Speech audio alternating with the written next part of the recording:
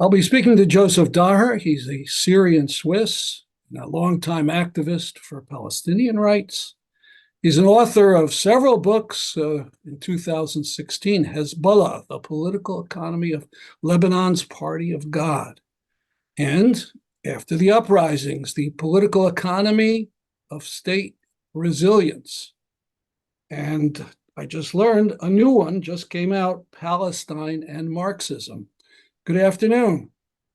Good afternoon. Thank you for welcoming me, Stanley.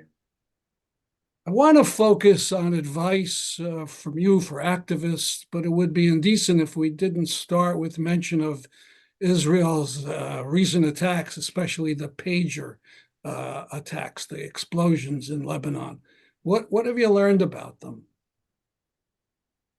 Well, this is most probably the most important Israeli attack since the 7th of October against the Lebanese people.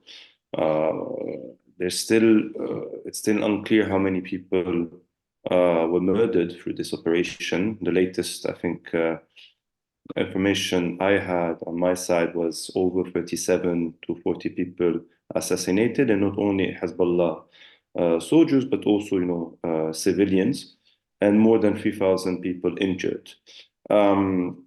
And it targeted people in their, basically civilian life among their local communities, from Beirut to the southern Lebanon and to the Bekaa. So it was something absolutely horrific, violating any kind of basic human rights, because there were no kind of attempts even to protect or to not target as well civilians. So this is one additional action by the Israeli state violating basic human rights in the continuation, obviously, of the genocidal war occurring in the Gaza Strip since the 7th of October, without forgetting, obviously, the continuous annexation of the West Bank and continuous attacks by settlers and Israeli occupation army against the Palestinians in the West Bank. So we have, if you want, a regional scene that is very tense because of Israelis escalating and deepening military actions against Palestinians and Lebanese, but more generally in the region. I haven't heard any reports that the phone went off in an airplane, which might have been catastrophic. But what about cars? I can imagine if one blew up in a car, the car would smash into who knows what. Indeed, there were several people assassinated in their cars because of these operations. Should we regard this as terrorism? It's a form of terrorism. I think there was an article published recently by a member of Jewish Voice for Peace that was characterizing this kind of action as a form of terrorism because it's targeting massively, significantly, civilian population. And actually, this is nothing new, if you want, in Israelis' kind of military behavior regarding Palestinians, Lebanese. It never has, taken into account lives of civilians, and this is why very often, and rightly so, we characterize Israel as a terrorist state by its actions. Well, very often people see things in terms of black hats and white hats. The white hats are the good guys, the black hats, the bad guys. At least that's how I grew up on the Western movies.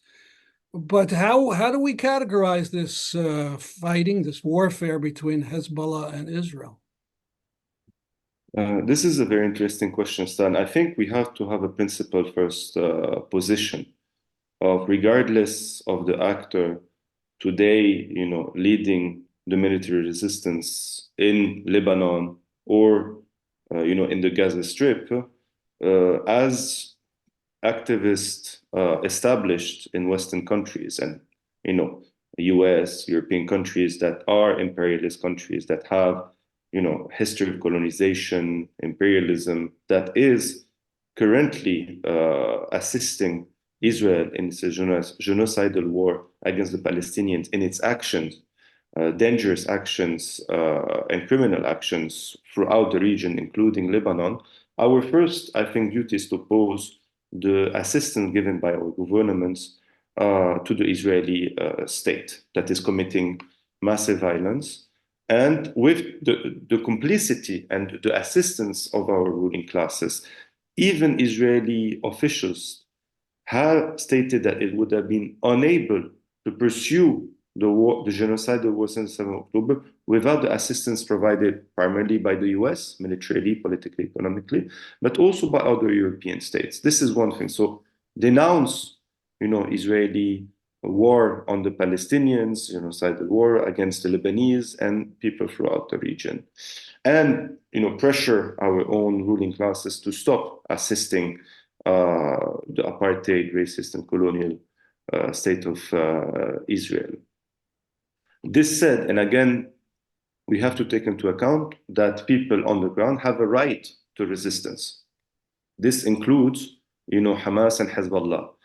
When we say that the support to the right of resistance, which is a principle for any kind of population, people suffering of occupation, of foreign domination, or even an authoritarian and despotic regime, this principle does not mean politically supporting the orientation, the ideology of the actors leading this resistance. And I think we should make a clear difference by saying, support to the Lebanese population, support to the Palestinian population against, the Israeli state. But this does not mean, trying to justify the ideology or the political orientation of political parties such as Hezbollah and Hamas. I think we should make this thing clear. And again, our main purpose, based in European or in the US, is to create large popular movement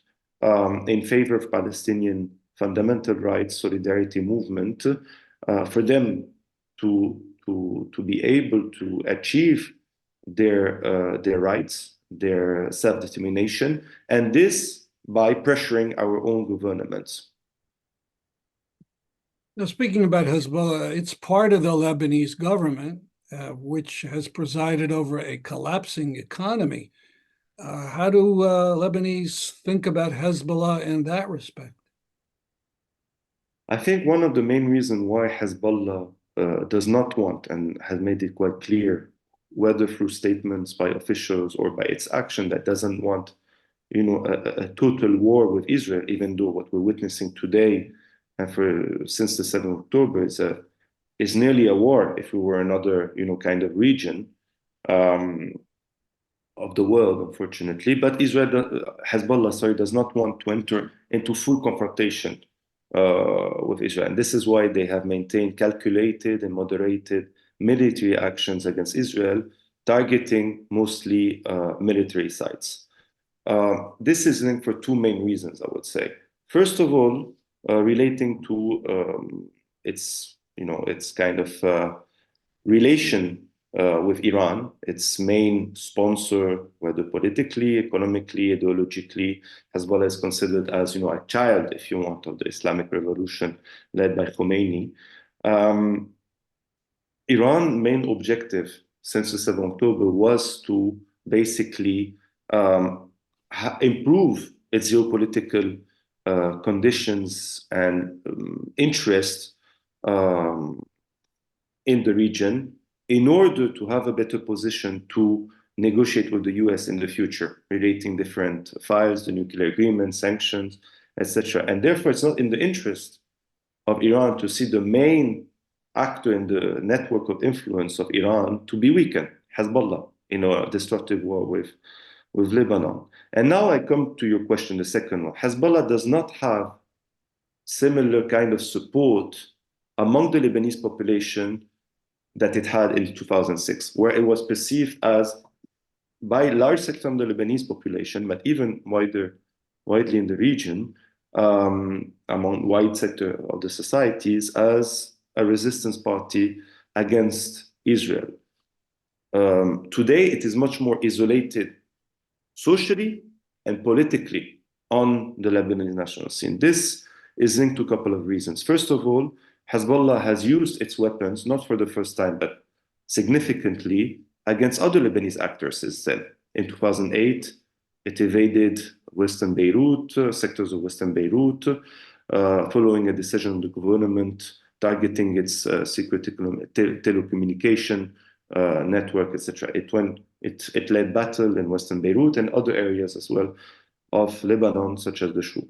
It also used its weapons massively to assist, the Syrian regime to crush the Syrian uprising, with, a behavior that was deadly on many aspects, participating in the siege of a city called Madaya, and sending thousands of soldiers to basically assist the Syrian regime to crush the Syrian uprising, with the death of,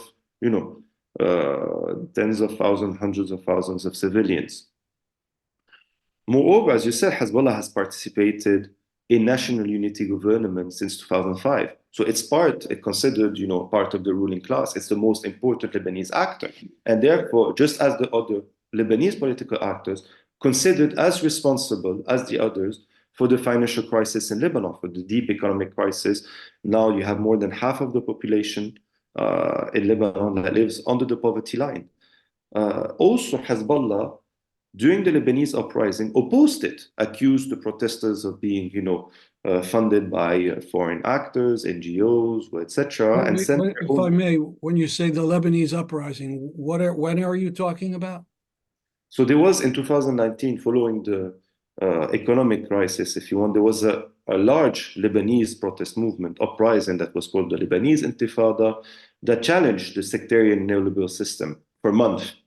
And Hezbollah opposed it and even sent, its supporters to attack protesters in Beirut or in the south and in the Bekaa. Finally, socially, you had increasing sectarian tensions in the country prior 7th of October with different communities. You had the Tayouni incidents, where you had a couple of individuals that were killed, but also other incidents, not only with the Christian communities, but with the Sunni communities and Jews. So this makes Hezbollah more isolated socially and politically. And there was a survey that came out at the beginning of the summer. Obviously, we should be careful of any kind of studies or survey, but I think reflected quite the reality that support for Hezbollah did not exceed 30% of the population support among the Lebanese population. So basically, its main popular basis within the Shia community. So this is why you have different aspects of how seeing Hezbollah, but what is sure is that Hezbollah does not benefit from the same popular support it had in 2006. If I may, I want to go back to talk about Syria, because I find Hezbollah's role there to be so disgusting. Could you remind our viewers of what they did in Syria and what numbers of soldiers or fighters they sent in and still have there?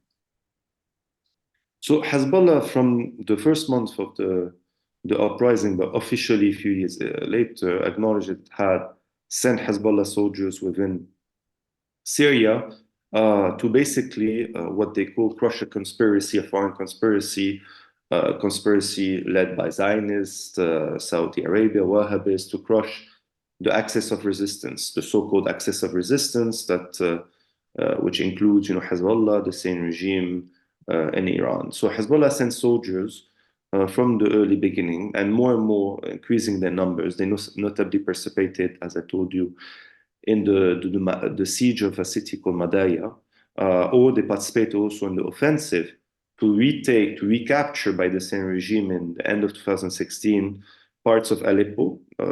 Aleppo was divided in two between regime-held areas and various opposition-held areas, opposition armed groups. So Hezbollah participated in this and participated in other military offensive. And it still has, thousands of soldiers within Syria and different areas of Syria. They also not only have a military role, but their influence have grown. They also play a big role regarding, smuggling businesses, illicit markets, including, basically the traffic of Captagon, in which they have a role. Also, you have another actor that is quite important regarding the Captagon illicit trade in Syria is obviously the 4th Brigade led by... 1 second. Captagon, what is that?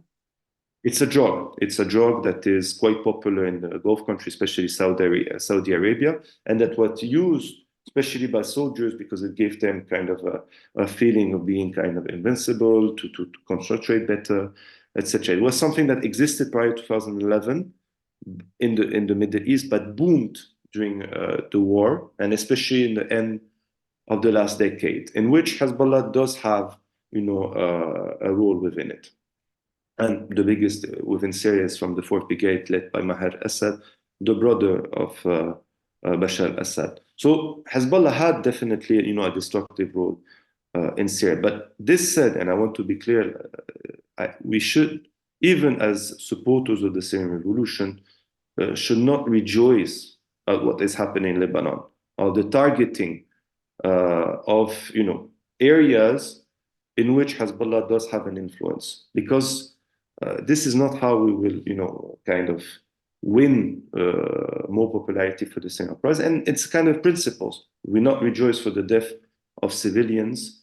We do not rejoice to, the destructions of areas that could be considered as, and even this kind of terminology are problematic, are, under the influence of Hezbollah. Today is Lebanese civilians that are being targeted in their vast majority, and not only Hezbollah soldiers, etc. So just as, the same regime, and partially Hezbollah officials in statement would categorize, particular regions or particular groups as all terrorists, and therefore rejoicing also to death of civilians. Like, for example, Hezbollah members, for example, distributed sweets in 2013 after Hezbollah, with the same regime, retook a city close to the Lebanese border called Qsir. And we've seen kind of similar images today in some areas of Syria, which I think is problematic. So again, criticize, and this is why I think it's important when we say we, in Lebanon or in Palestine, we support the right of resistance, but this does not mean that we should support the political actors leading this resistance or the ideology. And this is particularly the case at Hezbollah, that played a destructive and criminal role in Syria, but also, against the interest of the majority of the popular classes in Lebanon for the past decades, protecting their own interest or participating national unity governments that, implemented, policies against the interest of the large majority. I think these kind of principles should be held. Now, Israel has almost constantly been doing acts of war against Lebanon. If there's not an actual warfare, they're overflying with their jets, at minimum harassment, but there are violations of sovereignty. Lebanon has an army. How come we never hear anything about their role when Israel attacks Lebanon? Well, the Lebanese army, first of all, is very weakened, even more weakened after the deep crisis. Its military capacities has been limited, especially following the Lebanese civil war. But even prior to this, it never, Lebanon army wasn't, a key, I would say, leading actor in Lebanese politics. Not to say that it did not play in certain periods, and that it represents for sectors of the Lebanese society as a national institution, but at the end of the day, it does not have the similar military capacities than Hezbollah, that is supported massively by Iran on this aspect. The Lebanese army is also supported by foreign actors, sometimes receiving donation from Qatar or from the US, but we cannot compare what Hezbollah is doing and can do with the Lebanese army. This is without forgetting that there are contacts between Hezbollah and the Lebanese army as well, to coordinate on certain issues. But basically, the Lebanese army is not doing anything at the border because, first of all, it's not have the capacity and it's not a role. I'm not talking theoretically speaking, but practically today in practice. Well, maybe end with some speculation. as you say, Hezbollah is very close to Iran. And it looks like, they keep talking about, we're hoping this won't be all-out war, but it looks more and more like an all-out war. Will Iran get involved? And will this conflict spread between open and constant military attacks from these two countries against each other? Well, I think, as I mentioned before, I think what we have to understand is that Iran's main objective since the 7th of October, and even prior to this, is not to liberate Palestine, to liberate Palestinians. I think we have to be clear about this and denounce this kind of rhetoric, and there's a form of instrumentalization. Obviously, this is not the only regional actor or that is instrumentalizing the Palestinian question for their own local or national interest or geopolitical interest. Turkey has been doing the same, the same regime.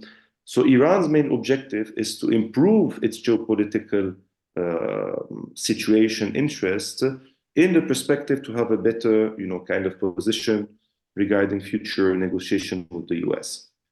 In this aspect, we have seen Iran quite clearly trying not to enter into a full confrontation with Israel. Even its, symbolic attack in April of past year was very much symbolic, where it took care to tell its neighbors it's going to launch an attack on Israel, their neighbors being, main allies of the US, and even, announcing it will send drones that will take a couple of hours to reach Israel, saying it officially. So it was clear that Iran did not want to provoke, a regional war, despite, continuous and escalating Israeli attacks. So, and the latest Israeli attack on Iranian territory with the assassination of Hamas leader Ismail Haniyeh we're still awaiting a reaction on Iran on this subject.